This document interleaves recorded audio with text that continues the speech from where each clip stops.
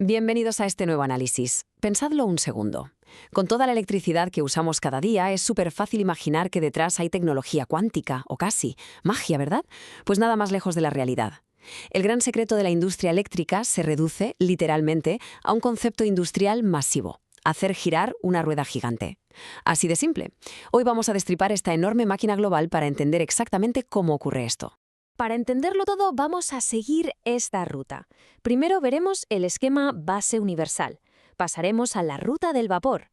Luego exploraremos el movimiento natural y terminaremos con lo que yo llamo la revolución sin partes. Empecemos con el punto 1, el esquema base universal, o el secreto detrás del enchufe.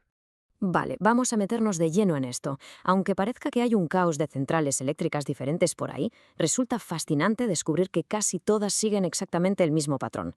Es una cadena de 4 pasos intocables. Primero, necesitamos una fuente de energía, sea cual sea. Esa fuente se usa para impulsar el paso 2, que es mover una turbina. El paso 3 es la generación eléctrica, donde ese movimiento cobra vida y se transforma. Y por último, el paso 4, la red eléctrica, donde trastos como el transformador y la subestación suben el voltaje para que la energía viaje largas distancias hasta llegar a casa sin perderse por el camino.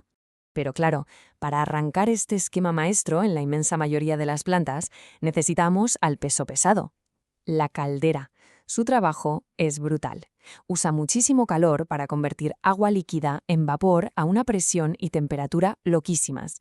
Es básicamente la tetera más potente del mundo, creando toda esa fuerza bruta que empuja el resto del sistema. Y esa fuerza bruta nos lleva directos al siguiente elemento vital, la turbina. Su misión, súper sencilla, pero imprescindible. Convierte la energía de un fluido en constante movimiento, ya sea vapor, agua o aire, en movimiento mecánico puro y duro. El fluido choca a lo bestia contra sus álabes y la hace girar a toda velocidad. Todo su trabajo, día y noche, es simplemente atrapar esa energía y dar vueltas sin parar. Ese giro incesante alimenta el verdadero corazón de toda la estructura, el generador. Aquí es donde ocurre la magia y la conversión final hacia la electricidad. Funciona gracias a un principio físico asombroso llamado inducción electromagnética.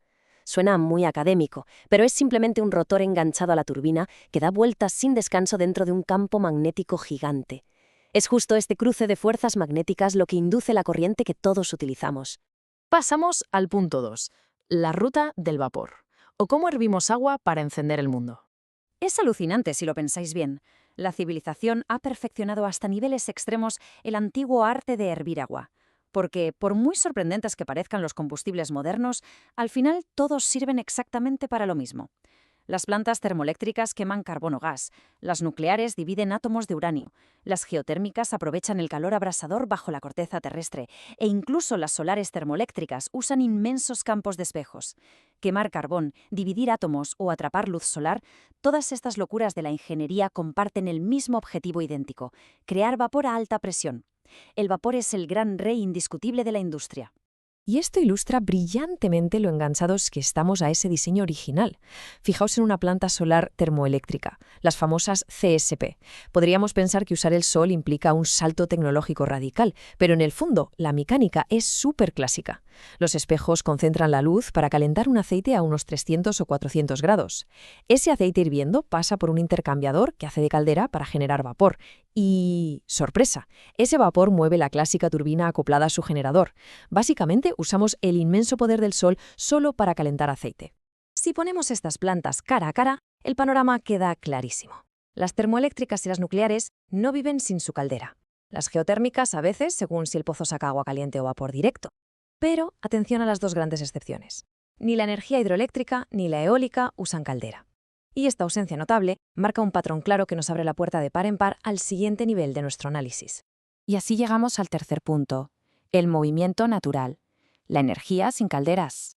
Entonces, ¿qué pasa cuando te logras saltar el paso del vapor porque la propia naturaleza te da el movimiento gratis? Pues que nacen bestias de la ingeniería como la hidroeléctrica y la eólica. En una presa, el agua cae con una fuerza brutal por unas tuberías y esa energía cinética pura golpea una turbina hidráulica directamente.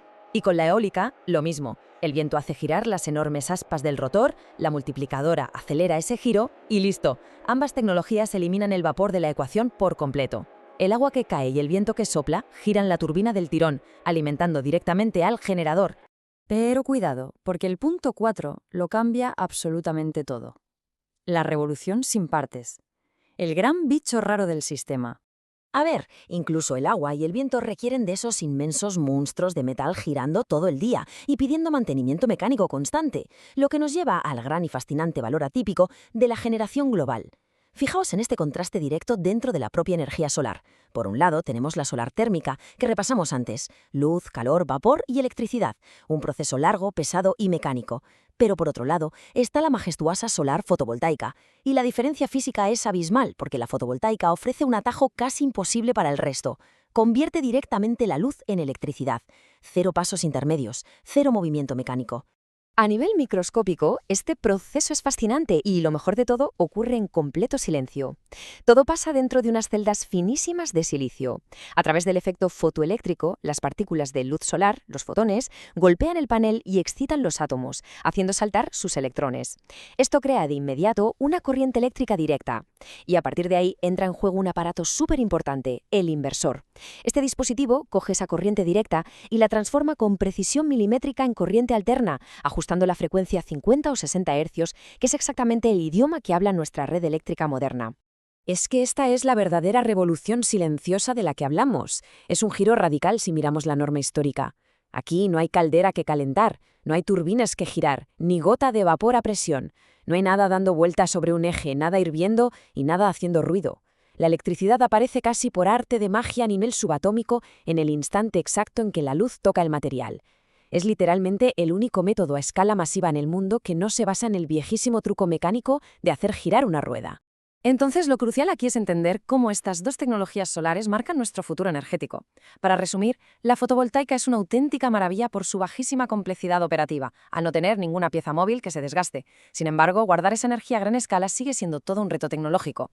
La solar térmica, en cambio, aunque es un dolor de cabeza a nivel mecánico por depender del vapor, tiene un as bajo la manga. Almacenar el calor térmico es muchísimo más viable, lo que permite usar esa energía incluso cuando el sol ya se ha escondido.